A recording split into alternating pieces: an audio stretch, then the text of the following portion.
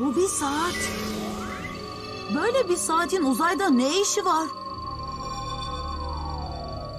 Ben 10 evreni yıllar boyunca birçok kez yeniden tasarlanan bir seriydi. Klasik serinin 2005'teki çizim stili tarzıyla başlayıp Alien Force ve Ultimate Alien serileriyle seriye daha koyu tonlara ve detaylı dokular eklemişlerdi. Sonrasında Omniverse serisinin renkli ama tartışmalı stiline ve en sonunda da Reboot'un basitleştirilmiş çizim tarzına kadar uzanan bir yolculuktan bahsediyorum. Ancak sizlere sormak istediğim şey aslında şu: bu değişimlerin hangisi gerçekten en iyisiydi? Hangi uzaylı tasarımları ikon hale gelmişti? Hangileri unutulmaya mahkum olmuştu? Gelin birlikte bu yolculuğu baştan sona inceleyelim. Evet dostlarım, bu videoda sizlerle birlikte 2005 yılında başlayıp günümüze kadar gelen bu efsanevi serinin tüm stil tarzlarını değerlendireceğiz. Ancak videomuza geçmeden önce like atmayı, kanalımıza abone olmayı ve bildirimler butonuna basmayı unutmayalım. Ayrıca bana ve kanalıma destek olmak adına videolarımıza da hype puan gönderebilirsiniz. Evet, eğer hazırsanız hemen videomuza geçelim. Hadi beni iyi bir şey yap.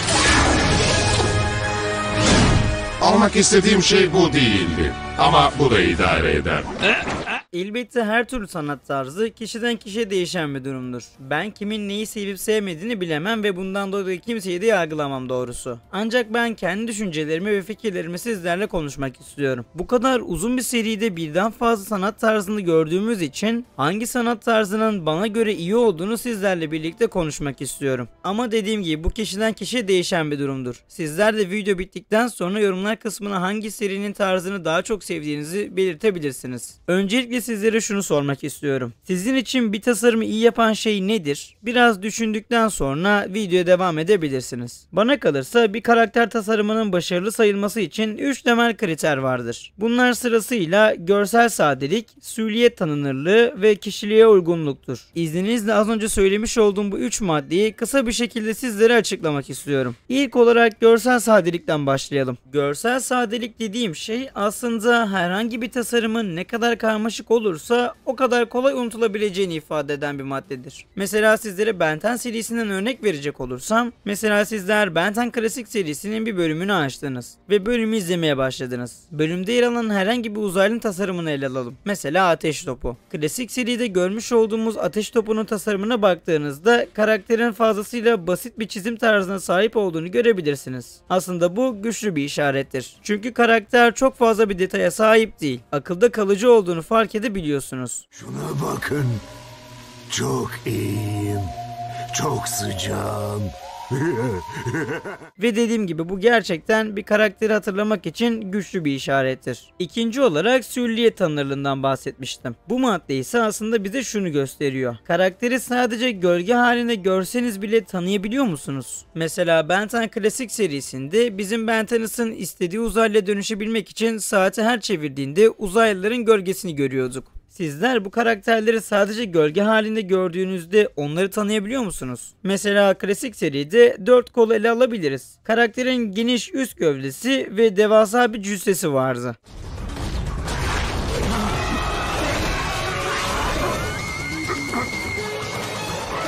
Ya da yine klasik seride görmüş olduğumuz Şimşek Kızı örnek alabiliriz. Uzaylının kafa yapısı, ayak biçimi ve ince vücudu bize direkt olarak kim olduğunu belli ediyordu. Hey, şuna bakın.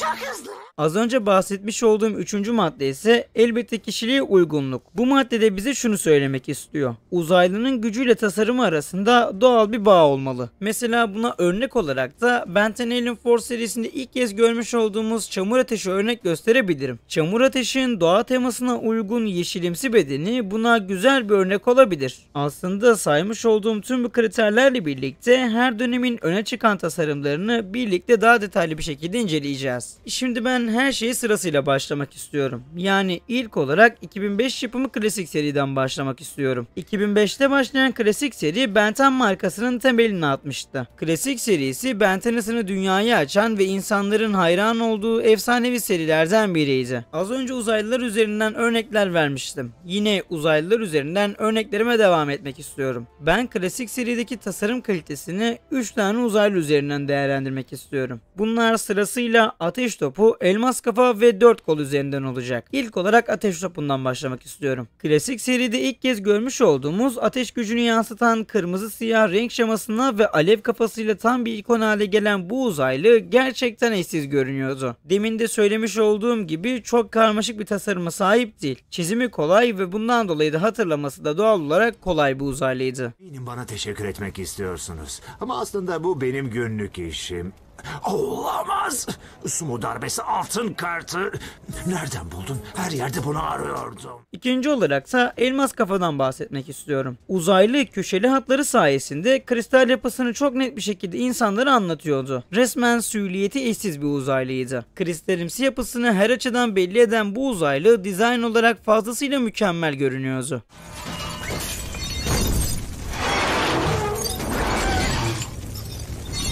Güzel. Üçüncü olaraksa 4 koldan bahsetmek istiyorum. Çocukluğumuzun resmen poster kahramanı desek yeri. 4 kol için direkt olarak çocukluğumuzun poster kahramanı desek yeridir. Kaslı gövdesi ve 4 kolu sayesinde hem fazlasıyla güçlü hem de fazlasıyla ikonik bir uzaylıydı. Ayrıca tasarımı da diğer uzaylılar gibi fazlasıyla basit ve akılda kalıcıydı.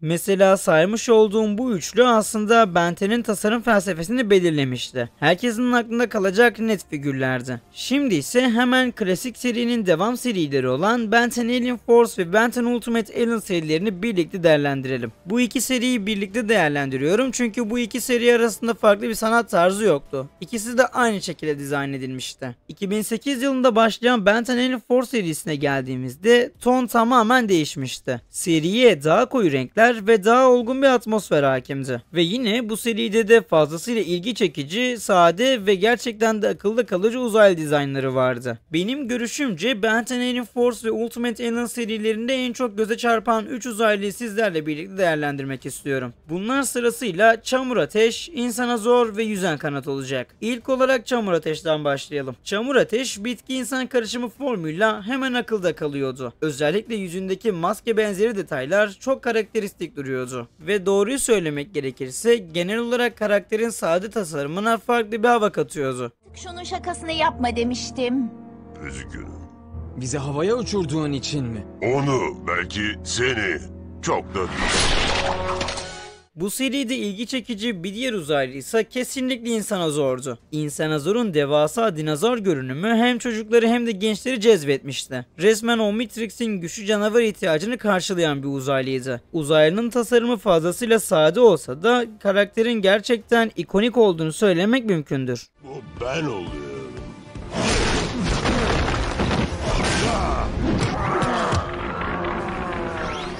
Bu seride göze çarpan bir diğer uzaylı ise elbette Yüzen Kanat'tır. Uzaylının hız, deniz, hava kombinasyonu tasarımda özgünlük getirmişti. Burada üçleri maratonu var ve kaydediciyi ayarlamayı unuttum. Bunu evet olarak kabul ediyorum. Ayrıca Alien Force serisinin hemen devamı olan Ben 10 Ultimate Alien serisinde ise Ultimate formlar işin içine girmişti. Bundan dolayı bizler de seri içinde Ultimate Çamur Ateş veya Ultimate Büyük Korku gibi formlar görmüştük. Bu formlar uzaylıların normal versiyonunun özünü koruyarak daha karmaşık detaylarla yeniden karşımıza çıkmıştı. Bu hayranlar arasında büyük beğeni toplamıştı. Birileri için fedakarlıkta bulunduğunda onları serbest bırakmış olursun. Geldik Ben 10 Omniverse serisine. Bir kısmı bu sanat tarzını benimserken bir kısmı ise eski sanat tarzlarına alıştıkları için Omniverse serisini, özellikle Omniverse serisinin çıktığı dönemlerde sert eleştiriler yağdırmıştı. Hatta günümüzde bile yine Omniverse serisinin tarzından şikayet eden insanlar var. Doğruyu söylemek gerekirse ben bu konuda biraz nötrüm. Belli başlı durumlarda Omniverse serisinin sanat tarzını sevsem de bazı durumlardan dolayı da sevmiyorum. Çünkü önceki serilerin sanat tarzına alışmış olan izleyici kitlesi bir anda Omniverse serisinin çizgi roman havasına sahip olan bu animasyon stilini görünce gerçekten hüsrana uğramış olabilir. 2012'de Omniverse serisi ilk kez çıktığında en büyük tartışma burada patlamıştı. Bu seride tasarımlar daha yuvarlak, daha çizgi film tarzındaydı. Birçok hayran buna bayağı bir tepki göstermişti. Ama zamanla şu da fark edildi ki bazı uzaylıların tasarımları Omniverse serisine daha dinamik bir hale almıştı. Mesela bunlara örnek verecek olursam Şimşek Hız, Red,